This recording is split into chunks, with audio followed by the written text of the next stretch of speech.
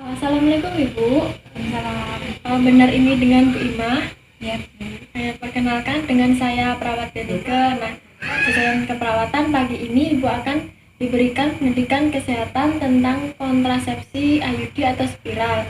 Nah, Ibu bisa disebutkan tanggal dan alamatnya.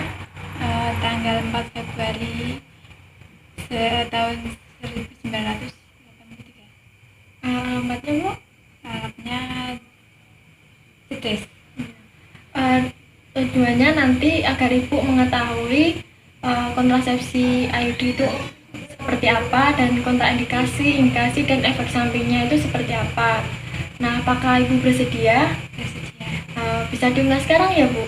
Ya, saya cuci tangan dulu ya Bu. Baik Bu, saya sudah selesai cuci tangan. Nah, sebelumnya kontrasepsi IUD atau spiral atau intrauterine device adalah suatu alat kontrasepsi yang pemasangannya dilakukan dengan cara memasukkan alat yang berbentuk T ke dalam rahim.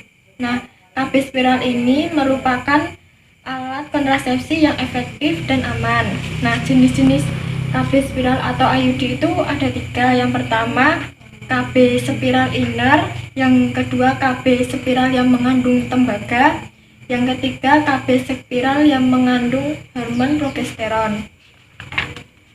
Nah, untuk kontraindikasinya atau tidak bisa dilakukan pemasangannya itu yang pertama terjadi kehamilan. Nah, yang kedua peradangan pada alat kelamin. Yang ketiga kecurigaan tumor ganas pada alat kelamin. Yang keempat tumor jinak pada rahim. Yang kelima perdarahan vagina di luar siklus menstruasi yang berat. Yang keenam bentuk rahim yang tidak normal. Nah, indikasi pemasangan kontrasepsi IUD atau dibolehkannya pemasangan, yang pertama ibu yang masih berada pada usia reproduktif. Yang kedua, ibu yang belum pernah hamil tetapi ingin melakukan pencegahan kehamilan. Yang ketiga, ibu yang ingin menggunakan kontrasepsi jangka panjang. Yang keempat, ibu yang melahirkan tetapi tidak menyusui bayinya. Yang kelima, ibu yang menyusui bayi menginginkan menggunakan alat kontrasepsi. Nah, yang keenam, ibu yang setelah abortus dan tidak ada tanda infeksi.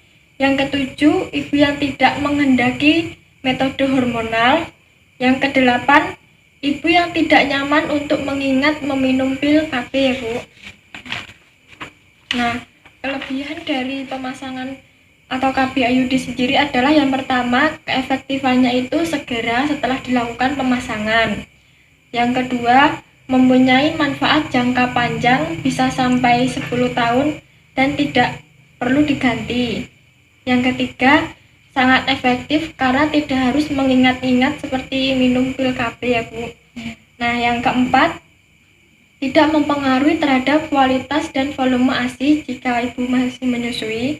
Yang kelima, tidak mempunyai efek samping hormonal karena menggunakan bahan tembaga.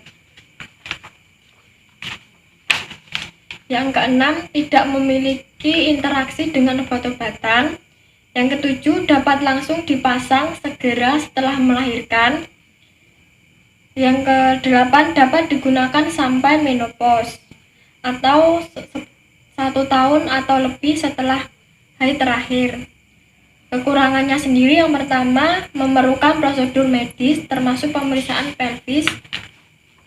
Yang kedua, tidak dapat memberikan pencegahan terhadap infeksi menular seksual. Nah, yang ketiga, tidak bisa digunakan pada perempuan yang mengalami infeksi menular seksual.